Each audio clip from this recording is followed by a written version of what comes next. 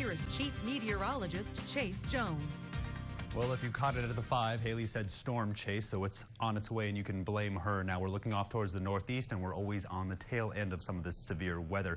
Was talking with my technical director before the show about some of the severe weather we could see tonight, looking like it might just be too powerful, but those temperatures getting awfully close to where we could see some of the severe weather kick off. Now temperatures over the last 24 hours making their way down into those 50s, struggling to get up into those 80s with some of those strong southerly winds. You could feel the humidity out there, and as we drop back down tonight, leveling out in those 60s. Now only a couple more degrees to go before we see that severe weather, and we're going to drop down into those 50s tonight, but those high winds right behind this severe weather, 69 in San Angelo, everybody else pretty close together in those mid 60s across the entire region. Get a good look. Earlier today around 9 degrees. Now everybody's only about 4 degrees across the entire region, so we're keeping our eye out anywhere for some of the severe weather to develop, but really off towards the northwest, and by the time we get to the Futurecast you'll get a better idea. Here's the dew points, and this is what we were talking about earlier, Joey. They're pretty close together right now in those 60s, while humidity indices are in those 80s and those 70s. So severe weather right around the corner, but mostly off towards the northeast where all those storm chasers are at in Oklahoma. Now,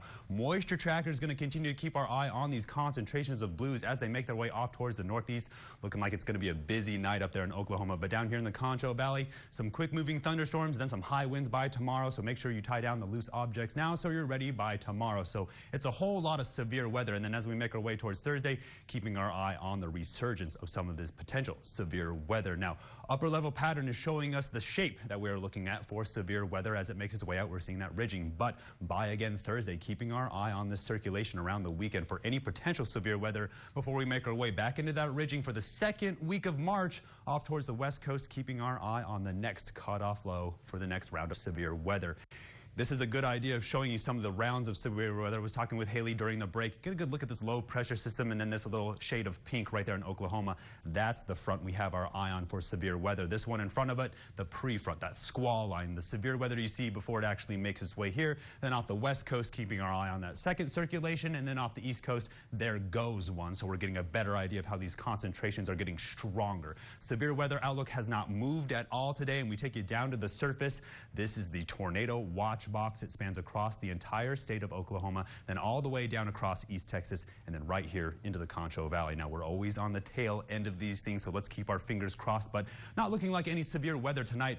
Now when we look at the radar, there's no clouds, there's no precipitation, just high winds. We're mostly keeping our eye off towards the northeast for any of this severe weather, and as I move out of the way, Futurecast is going to show you where it's going to make its way in. Now that pink line we were looking at water vapor imagery, this is going to be the tail end of it by about midnight tonight. Now as I fast forward, you're going to see it move pretty quickly through the area, and I didn't see any shapes for severe weather. It's going to be more of a triangle shape. Again, my producer is going to have a better idea of what severe weather shapes we're looking for. Now as we make our way into Tuesday, you see these rounds of clouds making their way through very quickly.